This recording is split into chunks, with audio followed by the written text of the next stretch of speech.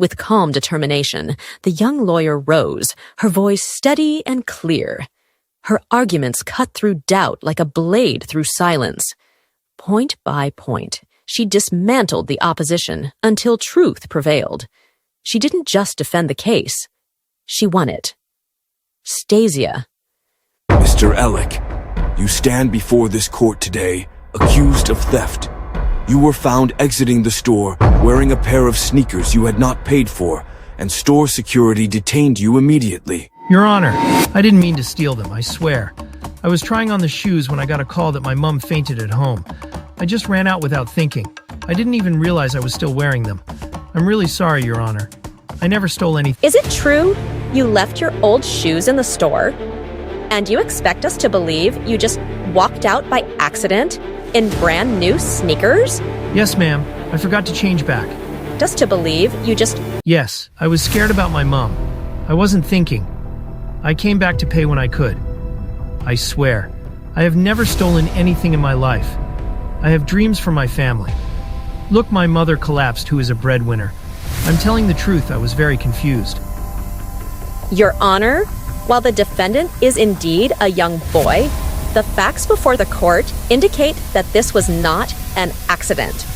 He tried on a brand new pair of shoes, deliberately ran out of the store without paying, and did not return or notify anyone, even after the alleged emergency.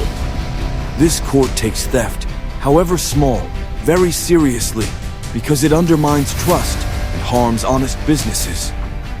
Unless there is sufficient evidence to prove otherwise, this court will treat this as a deliberate act of stealing. Please forgive me. And I respectfully urge the court to consider a sentence of community service or supervised juvenile probation. This will not only hold the boy accountable, but also help steer him away from further criminal behavior. To spare him entirely from consequences would be to encourage repeat offenses and erode the integrity of justice. Your Honor. Do you or your counsel have anything to say in your defense before I proceed further? Trying to hold back my tears. I don't have a family of my own, then seeing my mother struggling for my better future with smiles on her face. Please, Your Honor, pardon me. Not like a convict, but like your own son. Your Honor, these actions are consistent not with confusion, but with the intent to steal.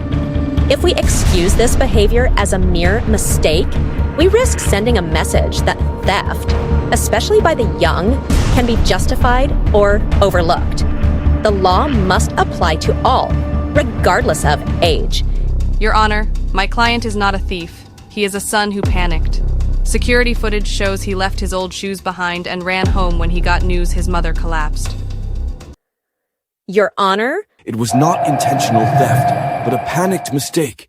I know you are old enough to have children. What comes first in your mind when you hear that your child has collapsed suddenly? Yes, of course you will abandon your duties for you family affairs. That is balancing job and family, but get my free advice, put family first. Therefore, Your Honor, allow me to conclude in this way. According to the emotional balance observed by this court, and before your presence, Your Honor, it tells us that complaint team is agreeing with me that my client did not apply intentions because he returned to pay for the shoes. This clearly was never a planned theft. We ask for this charge to be dismissed in the interest of justice. Thank Your Honor.